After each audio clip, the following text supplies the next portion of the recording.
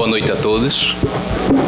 Todos aqui possamos, não é, ter a felicidade, né, e a satisfação de aqui nos encontrarmos para uma noite também aí de aprendizado, de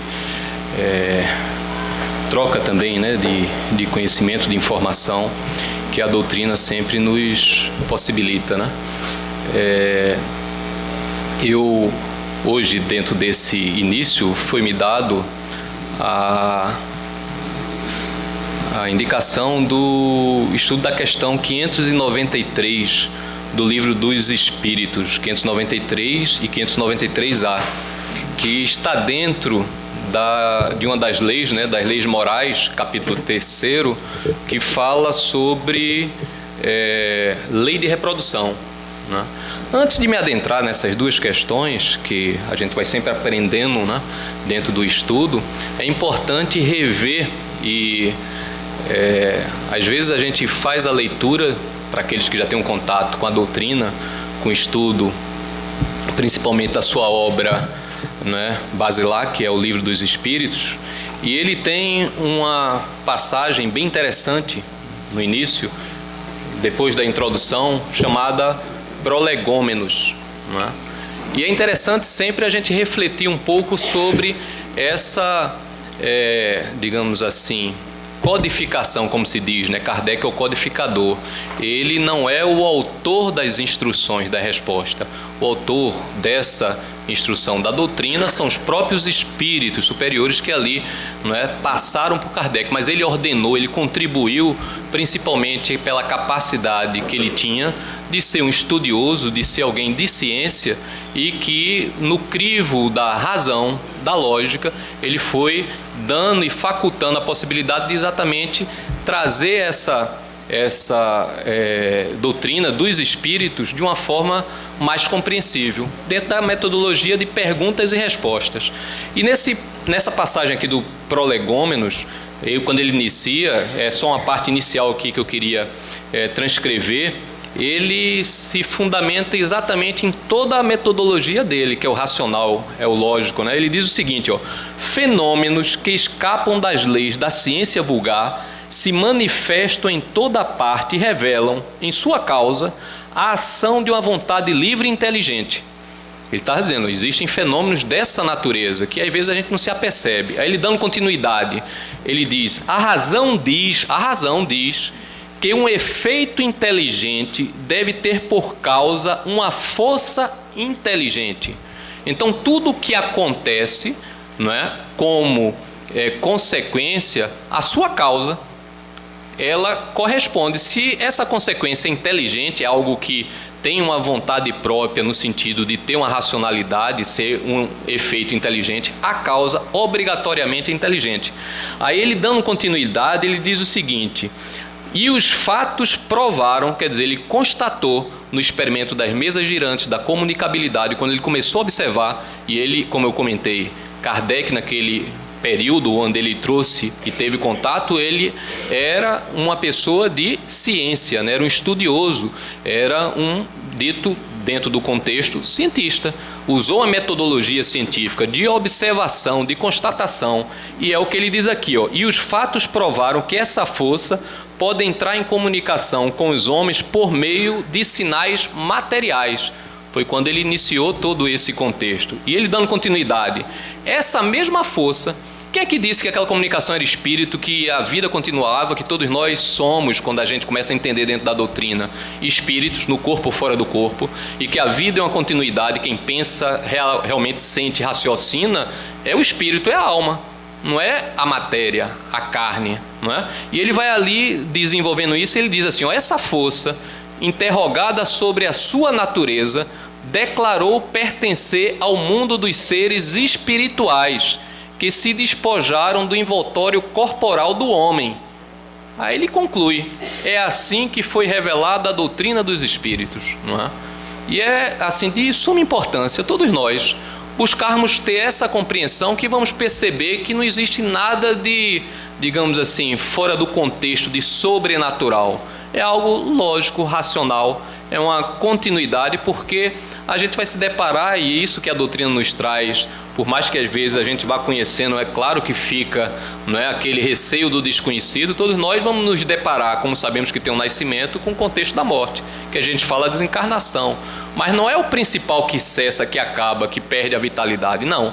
O principal continua a existir, que é a alma, não é? É esse sentido. E ele vem desenvolvendo isso. E a primeira pergunta, ele já traz essa condição de compreensão dentro desse embasamento de racionalidade, de inteligência, de causa inteligente, quando ele vem na primeira questão falar sobre Deus.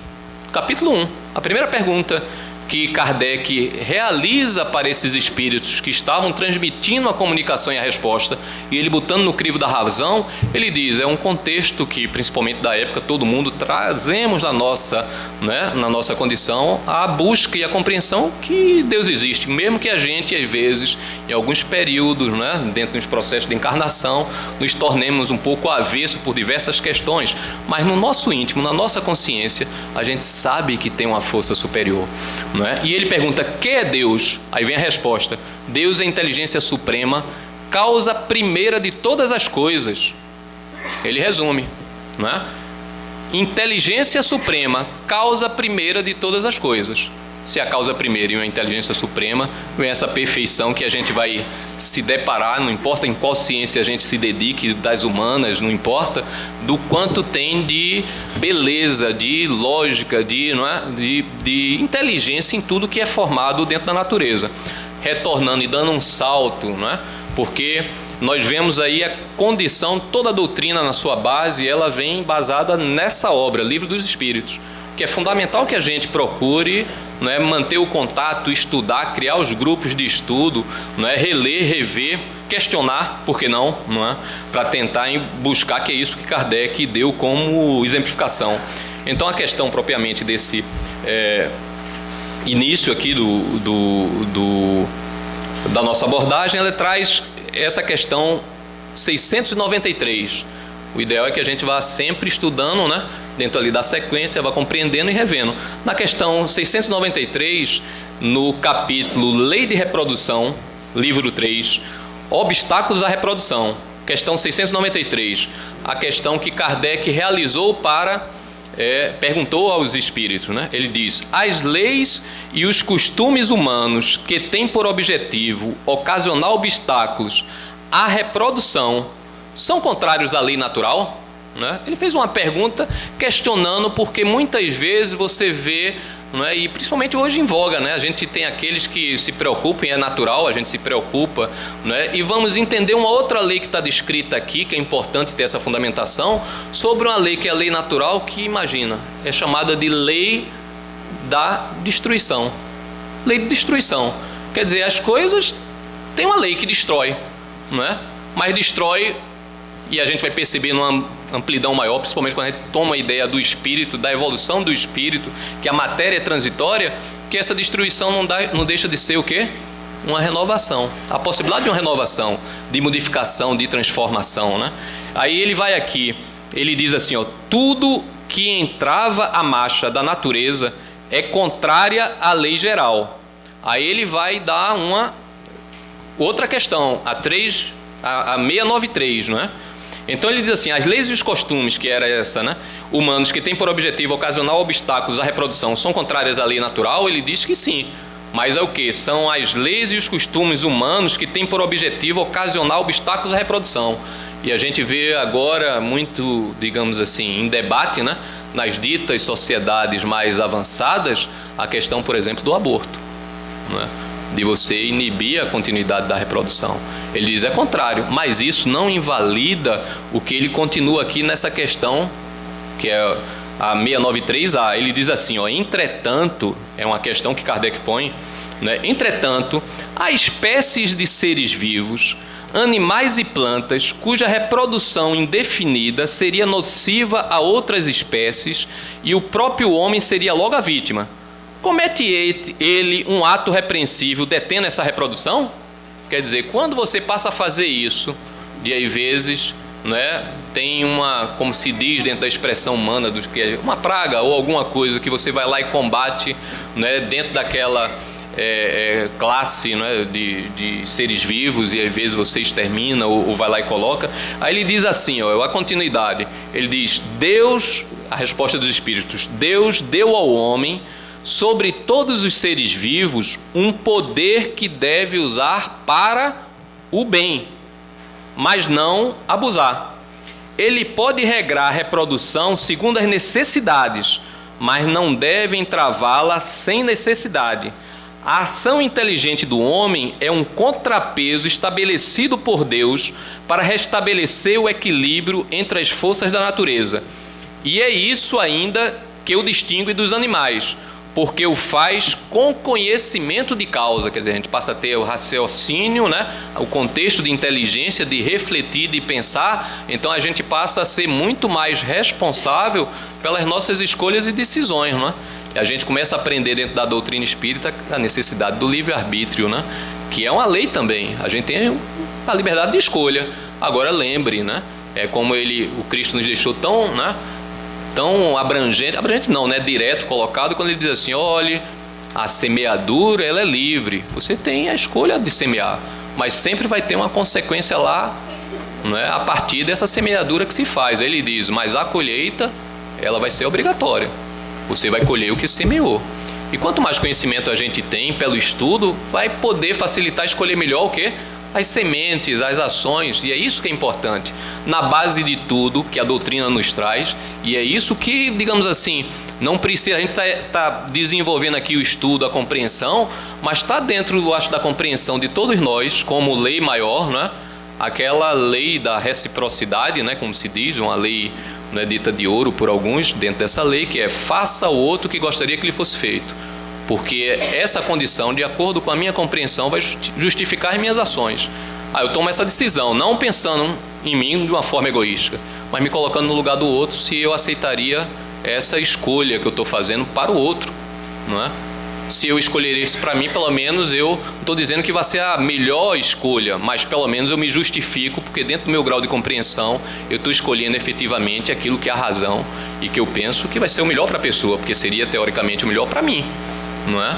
Aí é preciso a gente botar isso em prática, mas às vezes a gente não se apercebe o quanto a gente é condicionado por esse sentimento que é contrário, né? Que é do ego, do orgulho, da vaidade, que nos traz essa condição, né? Então, assim, ele vai dando continuidade, que ele diz assim: mas os próprios animais também concorrem para esse equilíbrio, porque o instinto de destruição que lhes foi dado faz com que, provendo sua própria conservação, eles detenham o desenvolvimento excessivo e talvez perigoso de espécies animais e vegetais de que se nutrem, não é? Aí você percebe e vê, embora tenhamos agora cada vez mais a responsabilidade, e é o que a gente vê com a evolução, não é, da humanidade, com o predomínio dos humanos, de todos nós, no contexto de conduzir, de certa forma, a destinação do planeta, do orbe, pelo quanto a gente já tem aí exercido de ação na natureza, por exemplo, a responsabilidade passa a ser nossa. Porque até então, esse equilíbrio, a própria natureza se incumbia, né? Tinha essa condição de organização que trazia esse contexto de equilíbrio. Então, assim, é interessante e importante que a gente procure compreender, não é, o objetivo dentro da obra do Livro dos Espíritos para a própria doutrina, que é a base dela, para que a gente consiga aí ter uma condição melhor, mais, digamos assim, embasada, não é, dentro de uma racionalidade sobre a compreensão, não é, e sobre o embasamento que a gente possa vir a ter para tomar as nossas escolhas, não é? Para que essa semeadura ela seja sempre a mais produtiva, beneficamente possível. Mas seria isso uma abordagem aqui inicial dentro desse prefácio aqui que fazemos, e levarmos o nosso pensamento em prece, pedindo aqui a assistência da espiritualidade amiga, para que eles possam e que possamos, não é, ter aqui o favorecimento de todos nós ao palestrante que vai usar da palavra, né? Então, amado Mestre Jesus, caminho, verdade e vida para Deus, os benfeitores desta casa, em especial o nosso dirigente Manuel Quintão e toda a sua equipe, que possamos aqui, de forma agradecida, contarmos com a sua assistência, que a tua paz, que o teu amor se faça em nossos corações e nossas mentes na noite de hoje.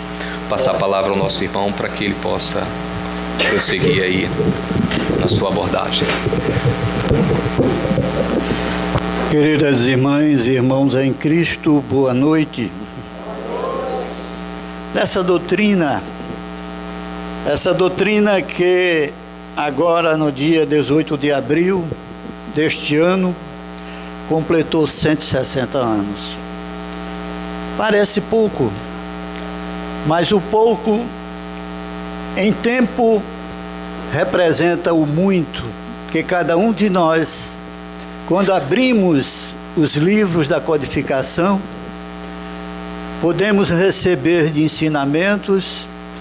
É como uma luz que acende, alertando-nos o que estamos a fazer neste planeta. Por que eu sou pobre? Por que eu sou rico? Por que eu sou aleijado? Por que eu sou cego? Tantos os porquês da vida começam a ser feitos.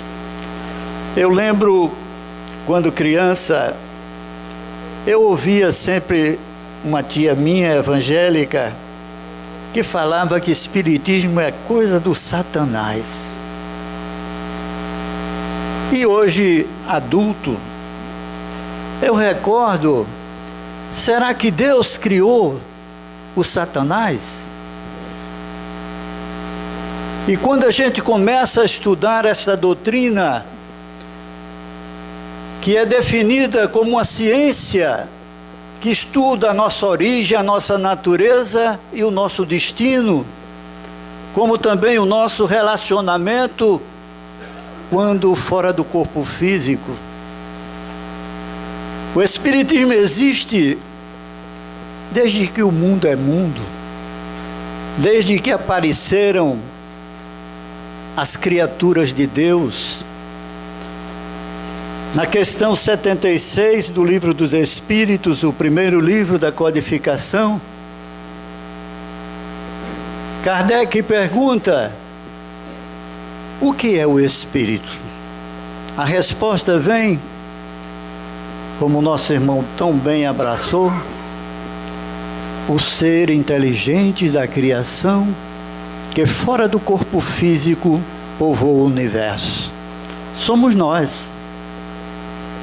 Mais adiante, na questão 115, ele pergunta: Deus criou os espíritos bons e outros maus? O que é que vocês acham? Estão calados porque ninguém falou? Não é proibido? A resposta é não. Deus nos criou a todos iguais, simples, ignorantes para as coisas da ciência. A cada um deu uma pequena missão. Retornando a 76, definiram os espíritos superiores que nós somos inteligentes. Então aí começa a explicação dos porquês da vida. Porque muitos nos perguntam: Cláudio, não faço mal a ninguém? Porque tudo de ruim me acontece? Então, o Espiritismo também fala da reencarnação, que muitos não acreditam, não é? Se nós pegarmos as duas religiões em termos de seguidores maiores, a católica acredita na imortalidade da alma. Morreu, é bom, vai para onde? Para o céu, né? É mal, para o inferno. E nem é bom, nem é mal, vai para um lugar chamado purgatório. Esperar não sei o quê. Nossos irmãos evangélicos também creem que um dia ressuscitaremos e seremos julgados por Deus. E eu já contei isso aqui e repito, que muitos talvez estejam me vendo e ouvindo pela primeira vez. Eu sempre recebo convite para formatura de turma de engenharia, direito e vai por aí. E tem um culto ecumênico. E eu fiz amizade com o pastor. E a gente chega sempre 40, meia hora antes de começar a reunião e ficamos batendo um papo. E ele falou para mim: Cláudio, eu só não aceito a reencarnação. Eu tenho ouvido muito você falar, e eu disse, como eu também ouço você falar. Eu perguntei: pastor João, me diga uma coisa, o natimorto, o médico tira do útero da sua mãe, ele já sem vida, nem fez o bem, nem fez o mal, como será ele julgado por Deus? Ele respondeu: os filhos pagam pelos erros dos pais. Eu digo: isso é justiça? Que justiça é essa? Quantos pais eu conheço que são boníssimos e os filhos não valem nada, e vice-versa. Então nós não podemos ser julgados. Somos criaturas individualizadas, inteligentes, cada um de nós. Eu mesmo tenho 6 filhos biológicos e 2 adotivos. Cada um tem uma personalidade diferente, porque não são todos iguais, filho do mesmo pai, da mesma mãe. Porque um nasce cego, surdo, mudo e paraplégico, e outro nasce belo, formoso, dos olhos azuis. São os porquês da vida que essa doutrina, pouco a pouco, vai tirando a venda dos nossos olhos. Que nós hoje estamos aqui neste planeta Terra, que é um mundo de expiação e de provas, porque o merecemos, a não ser que sejamos missionários, como muitos passam e outros virão passar. Madre Teresa de Calcutá, católica, Chico Xavier, espírita, Irmã Dulce, outra católica, Martin Luther King, e vai por aí afora. Porque Deus cuida de mandar constantemente para cada um de nós aquele que foi o principal, o mestre dos mestres, Jesus, que é que veio não só ensinar, mas vivenciar os seus ensinamentos. Quantas vezes eu repito as bem-aventuranças do Cristo? Para mim não tem religião melhor, porque ele diz: bem-aventurados os pobres de espírito, os humildes. Como é difícil ver uma pessoa humilde. Muitos arrogantes, né? Sabe com quem está falando. Eu sou doutor fulano. Não vale nada isso. Porque a missão do homem inteligente na terra não é pisar os seus semelhantes que estão abaixo, é alavancá-los, é orientá-los, é dar o exemplo. Eu não posso dizer a um filho: filho, não fume, que isso faz mal, e ele me vê com um cigarro na boca. O exemplo, acompanhado dos bons ensinamentos, é aquilo que Jesus deu, nos deixou. Bem-aventurados os que têm puro coração. O que significa pureza de coração? Aquele, aquela que não guarda mágoa, rancor, ódio, sentimento de vingança. Quantos eu conheço que dizem: miserável, vai me pagar, Deus está vendo. E você não aprendeu a perdoar? Porque Jesus nos ensinou. Quantos de nós fizemos ele sofrer? Quantos de nós o seguimos para maltratá-lo? Quantos de nós penduramos na parede o crucifixo e esquecemos de rezar diariamente o Pai Nosso? Quando lembramos dele, é nos momentos difíceis. E ele não nos abandona. Mas muitos mantêm a porta fechada. E ele não entra, porque respeita o nosso livre-arbítrio. Todos nós estamos aqui neste centro, exercitando a liberdade, nosso direito,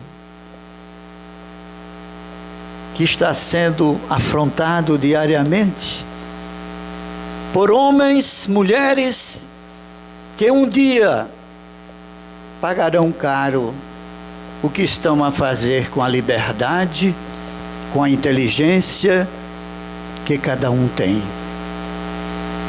Estamos em pleno século XXI.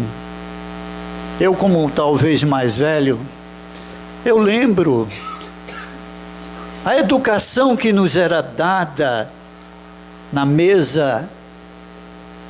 O pai e a mãe sentava-se com seus filhos e filhas, orava-se, agradecendo pelo alimento de cada dia.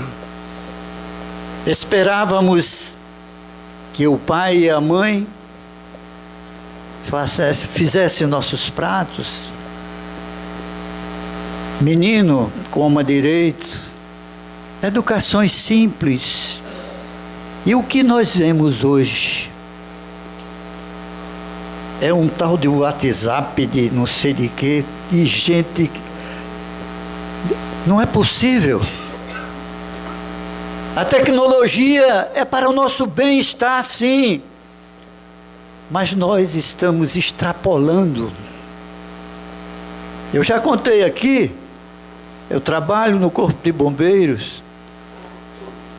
E eu estava no CAS, é o Centro Social do Bombeiro, que fica na frente, na Avenida João de Barros.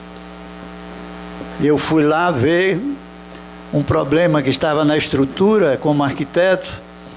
E eu estava com um cabo brito, fardado, e a gente na faixa para atravessar. Quando um jovem de seus 20 e poucos anos começa a atravessar a faixa, mas lá com celular, e o carro vinha em disparada. Só deu tempo de eu segurar num braço e ele no outro e puxar. Eu digo, mas rapaz, como é que você atravessa a rua sem olhar? Ele disse, mas eu estava na faixa. Eu digo, mas está no Brasil, rapaz. Ninguém respeita nada. Se a gente não correr, botam por cima. É raro o carro que para um idoso, uma mulher, uma criança passar. Estamos em pleno século XXI. Desaprendemos tudo. Como é bom. Eu ligo para um filho, uma filha. Tudo bem, meu filho? Ele diz, benção, pai. Está sabendo, né? Porque eu ensinei, e eles viam eu fazer isso com meus pais. A minha mamãe, já com 82 anos, não podia estar sozinha. Eu levei para minha casa. E ela terminou seus dias comigo. Não faltou gente para dizer, bota num hospital geriátrico. A gente paga, ela tem o dinheiro dela também. Lá ela vai ter tudo. E eu perguntei, vai ter amor? Porque é assim. Quando muito é um quartinho no fundo do quintal que bota o pai e a mãe. Porque vai dar trabalho. Será que ela cobrou pelo leite que nos amamentou? Será que uma mãe cobrou pelas noites mal dormidas, enquanto ardíamos de febre? E por que fazer isso com ela, quando atinge uma idade que não pode mais se manter sozinha? E graças a Deus, morreu dentro do meu lar, recebendo o amor, o carinho, a compreensão, a paciência. Dá trabalho, dá trabalho. Mas eu aprendo com o Espiritismo de que nada acontece por acaso. Não cai uma folhinha de uma árvore sem a permissão do Pai Celestial. Aconteceu com o GEAP. Muita gente disse: como é? Casa espírita assaltada. Palestrante que nos segunda-feira passada fez a palestra e explicou. Não temos esse isolamento de nada acontecer. Acontece, porque merecemos de vez em quando acordar. Como está o nosso país? 14 milhões ou mais de desempregados, muitos enveredando pelo crime, porque não aguentam mais ver os filhos passando fome, enquanto muitos são condenados e nada acontece. Mas a justiça dos homens é falha, mas a de Deus não. E nós aprendemos que precisamos perdoar para sermos também perdoados. Eu recordo que Jesus, no momento crucial de sua existência dentre nós, ferido, maltratado, humilhado, ergueu os olhos aos céus e pediu: Pai, perdoa-os, eles não sabem o que fazem. Será que a gente não aprende, gente? Eu creio que toda religião que nos conduz ao Cristo de Deus, e Ele, como disse, eu sou o caminho, a verdade e a vida para Deus, ninguém vai ao Pai a não ser por mim. Por quê? Os porquês da vida. Por que tanta violência? Por que as mulheres estão sendo tão maltratadas, humilhadas? Estupro, violências. O homem se assemelha ao animal.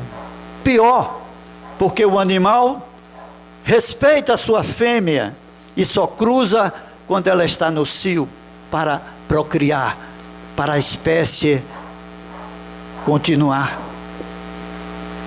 Nós, os seres inteligentes da criação de Deus, não aprendemos ainda isso. Por que não respeitar? Desde a criança até o mais velho. Nós aprendemos isto. É preciso que cada um que vem buscar o auxílio, muitos pela sua mediunidade que aflora e que não sabe como dominá-la, aqui encontra a orientação correta. A primeira: dai de graça o que de graça recebestes. Muitos querem cobrar. Recebem espíritos, passam remédios, medicamentos, dizem isso, dizem aquilo, mas cobram. Como eu posso cobrar por uma coisa que está sendo feita por alguém que tem mais conhecimento do que eu e já partiu deste planeta? Eu estou perdendo tempo. O que é o médium? Kardec perguntou. Médium é todo aquele que sente, num grau qualquer, a influência dos espíritos. É por esse fato médium. Quem não sente alguma coisa? Arrepia, a mão quer escrever, vê o vulto, ouve, incorpora, aí começa a despertar. E vem para a casa espírita. E nós orientamos. Faça uma consulta. Vamos ver o que a consulta dá, porque nós não dizemos tudo que acontece com a gente é espírita. É espírito, não. Porque tem gente que diz, você não quer fazer isso, é o espírito. Não, não vamos culpar os espíritos por tudo o que queremos fazer. A obsessão nós adquirimos de várias maneiras. Tem aquela que se chama o obsidiado por afinidade. Ou não é? Todo dia tem um fulano que gosta de tomar uma lapadinha de cachaça. E com ele tem o espírito que faz com que ele beba cada vez mais. Nenhum coloca defeito onde não tem, mas aproveita-se dos nossos vícios, das nossas imperfeições. André Luiz foi um deles. No livro Nosso Lar, quem já leu, Gaudêncio, que estava cuidando dele, do desenvolvimento dele, leva-o a um prédio residencial no Rio de Janeiro, para que ele veja um espírito encostado no muro da entrada do prédio, com o pé na parede. Disse: observe, André, o que vai acontecer. E de repente passa um rapaz todo engravatado, o espírito vai atrás. Eles seguem também, tomam o elevador, para lá no andar, descem o espírito atrás. Abre a porta, entra, tira o paletó, gravata, bota na cadeira, vai no bar, pega uma dose de uísque. Quando ele bebe, Gaudêncio diz: olhe, como fluidicamente aquele espírito bebe através dele. Aquele rapaz era o copo daquele espírito. Não é difícil acreditar nisso. Nós somos constituídos de fluido. Nós temos essa matéria que é a morada do nosso espírito durante o processo reencarnatório. Mas nós temos também, aproveitando aqui esses três elementos, 2 copos, um azul e um branco, e essa garrafa, que muitos precisam conhecer como somos constituídos hoje. Vamos dizer que aqui o copo azul é o espírito. Aqui está o seu corpo. E entre um e outro está um chamado perispírito, que é o elo de ligação entre um e outro. Mas acontece o seguinte: toda ação do espírito, a sua matéria, fica registrado no perispírito. A explicação de nascermos cego, surdo, mudo, paraplégico, prende-se ao seguinte fato: eu estou cheio de problemas, cheio de confusão na cabeça, o que é que eu faço?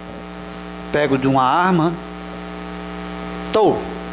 atiro no meu cérebro. Essa bala percorre todo o meu sistema cerebral, orgânico, e eu morro. Ou melhor, minha matéria morre, mas o perispírito não. Segue com o espírito, levando toda a ação que eu cometi, pela liberdade que eu tenho, pela inteligência que eu tenho, embora errônea, em tirar a própria vida. E aqui está registrado o que eu fiz com minha matéria. E quando eu for ter outro corpo, ele terá todas as mazelas que eu pratiquei.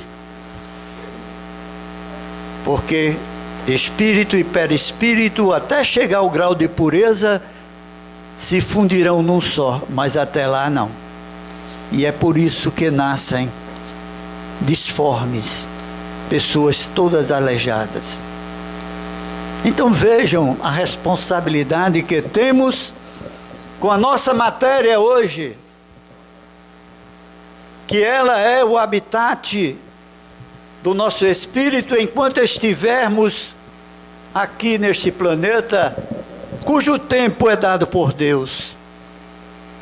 Nós podemos diminuir pelos nossos vícios. Cigarrinho, eu sempre falo isso aqui. Quanta gente se acaba antes do tempo, destruindo o pulmão, destruindo todos os órgãos com a nicotina.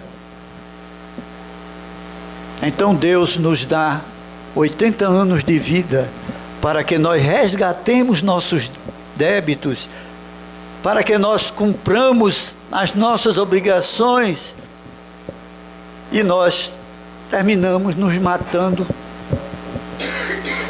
pelos vícios que carregamos. Quantas pessoas hoje estão fazendo operações de bariátrica, botando balão, botando tudo que pode para emagrecer? Porque falta força de vontade. Ajuda. A tecnologia avança. Mas nós precisamos entender, nem tudo nós podemos. Há um alimento que eu não posso comer, porque me faz mal, mas eu não resisto. Então hoje, essa doutrina vem de A a Z, mostrando qual o caminho que eu posso seguir. Eu sou médium, mas eu tenho que aprender o que é o médium, qual a faculdade que eu tenho. Ah, mas eu só sei dar passe. Beleza, aprimore-se. Aprenda qual a função das suas mãos para derramar naquele que está aqui fluidos benéficos e salutares. Prepare-se, porque sem preparo o consulente vai sair pior do que entrou. O médium passista é uma transfusão de fluidos, onde você tira o negativo e coloca o positivo. É como uma transfusão de sangue. O sangue está deteriorado, então os médicos substituem aquele sangue por um novo, mas se você não muda, ele vai também estragar. O médium e começa a incorporar e se apavora porque não tem conhecimento. E aqui nós aprendemos.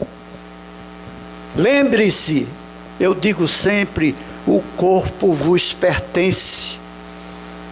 Eu não posso dar passividade ainda, porque não estou preparado. Uma pequena prece: Senhor, afasta essa entidade, para que eu possa recebê-la depois. É diálogo, é mente. A mente atrai. Se eu penso no mal, eu estou atraindo o mal para mim. Porque temos vontade, pensamento e ação. A vontade é a força viva que manipula a forma pelas ideias. O pensamento aceitou, imediatamente vai para a ação. Em fração de segundo, num trânsito, qualquer coisa contra alguém, a gente é capaz de sacar uma arma e matar a pessoa, porque não temos domínio. Nos achamos que fomos atingidos, e é preciso que entendamos de uma vez por todas que estamos a fazer aqui. Conheço pessoas que entram na casa espírita, se beneficiam, de repente desaparecem, interrompem a sua mediunidade, mas um belo dia voltam pior. Por que, Cláudio, isso acontece? Não é a mim que você deve perguntar. Acontece porque aqui você estava fazendo o seu desenvolvimento, o seu aprendizado. Em qualquer religião você pode atuar, fazer o bem. São poucas as pessoas que vão ao leprosário. Quer ver uma coisa? Levanta o braço quem vai na miroeira. 2 pessoas. Muitas têm medo. Eu não vou não, porque eu posso pegar a lepra. Pega não. Quando a gente vai pelo amor, que é uma coisa que eu lembrei agora, que são 3 coisas que nos conduz à casa espírita. Vocês sabem quais são? A primeira, a dor. A outra, o amor e... Eu sou velho, eu não estou escutando. Curiosidade. Quase isso. É isso aí. Então, pela dor, pelo sofrimento e pelo amor. Não é verdade? Quantos nós atendemos que estão em sofrimento? Quantos estão encarnados sofrendo e não entendem por quê? A pergunta que eu fiz inicialmente, que me fazem: por que eu sofro, não faço mal a ninguém? Hoje, no aqui e no agora, você não faz. Mas se você não aceita a reencarnação, o que é que fizestes em vidas passadas? Que plantastes? Hoje, a colheita. Porque a sementeira do Pai Celestial é livre. Nós podemos plantar o que quisermos, mas a colheita é obrigatória. Ninguém vai plantar ódio, intriga, maledicência para não colher. Eu lembro que quando comecei o meu aprendizado, eu vi e assisti, e toda vez que ele vem eu assisto, a palestra de Divaldo Pereira Franco, quando ele diz que o livro dos Espíritos é um verdadeiro sol. Quando abrimos, ele nos ilumina. Quando fechamos, ele não se apaga, porque continua a iluminar. Quem lê o livro dos Espíritos já melhorou. É a parte filosófica da doutrina. É a parte que vem, como disse nosso irmão, quem é Deus? Veja a colocação de Hipólito Leon Denis Rivail, cognominado de Allan Kardec. Que é Deus? Ele não usa a preposição quem, que eu digo, quem tomou meu copo d'água, eu já sei que é alguém, mas eu pergunto que. é uma interrogação. Uma interrogação que é respondida pelos espíritos superiores. A inteligência suprema, causa primária de todas as coisas. Aonde nós podemos ter a confiança da existência de Deus? E a espiritualidade responde em um axioma, que não há causa sem efeito, não há um efeito sem uma causa. Tudo que está no universo é obra de Deus. Nós, se somos espertos, por exemplo, em pintura, eu olho um quadro, é Rembrandt, é Van Gogh. Mas quando nós olhamos este incomensurável universo, uma noite de lua, cintilam pontos luminosos em toda parte, rios, mares. Quem pode ter feito isso? Planetas, astros giram, tudo perfeito.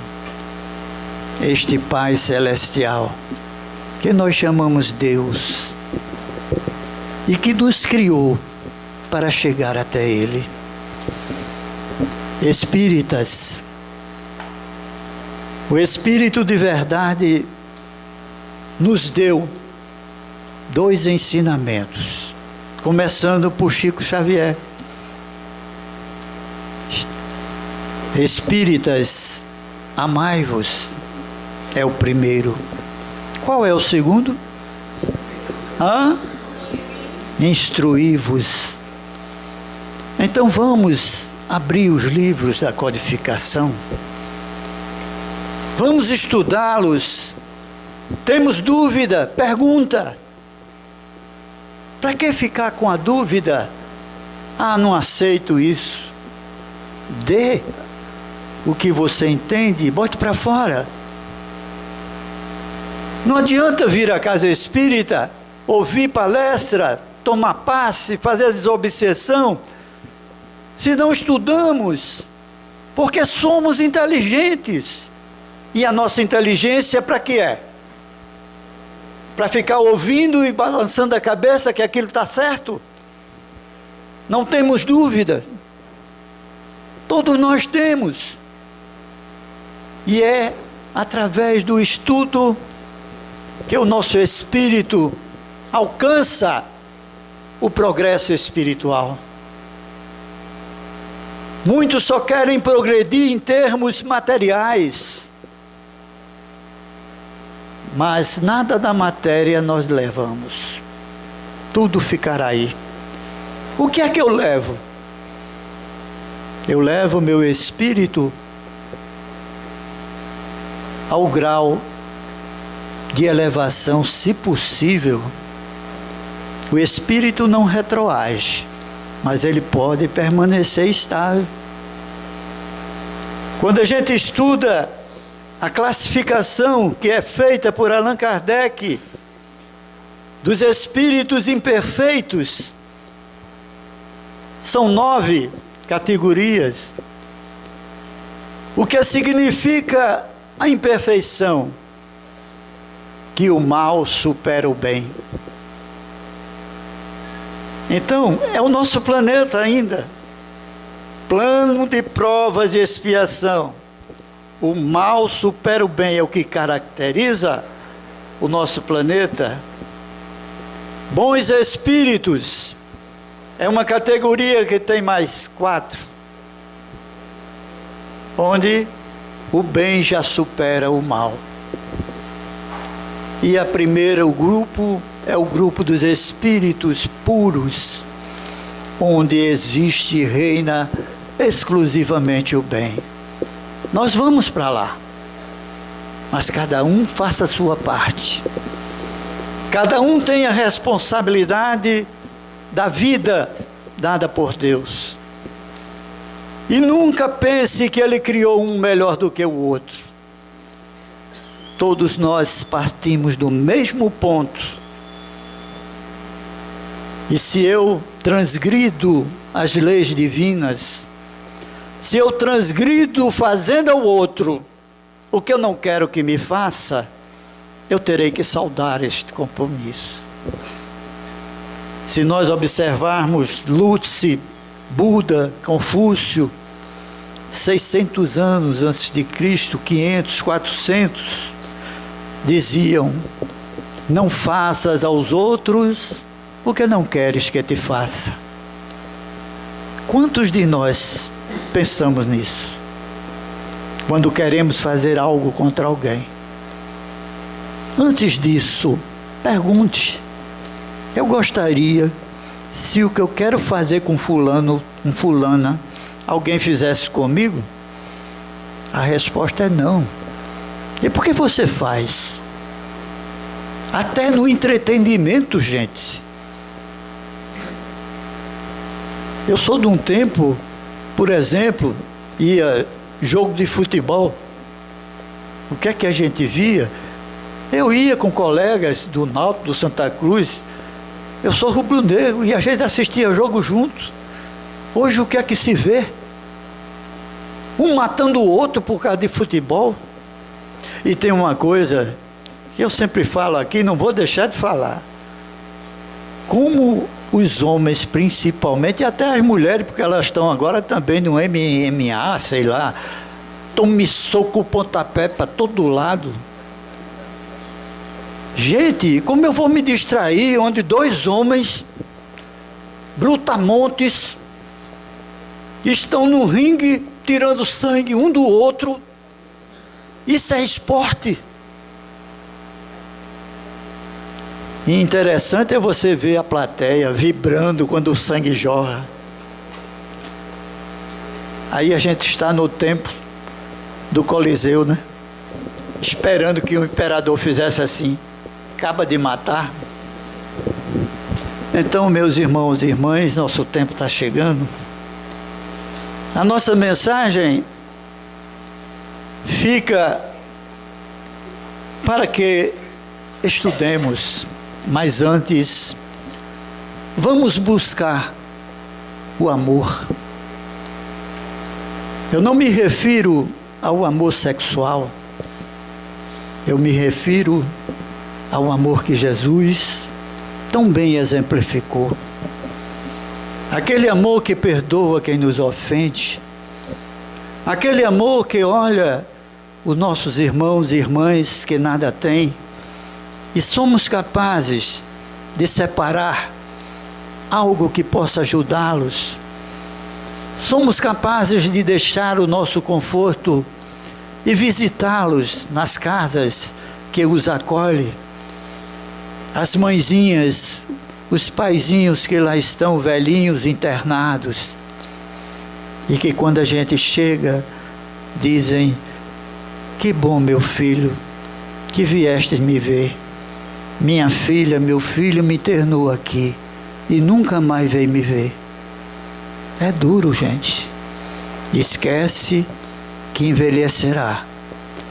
E não podemos esquecer que nós rogamos a vida para que a vida nos dê um roteiro, para que atinjamos a esfera superior. E a ajuda responderá sempre. Ajuda com mais amor. E se procurarmos deste modo encontrar um caminho renovador em todas as dificuldades, ajudemos com mais amor. Muita paz. Vou passar a palavra à nossa amiga e irmã aqui, Conceição, para realizar, oferecer a prece.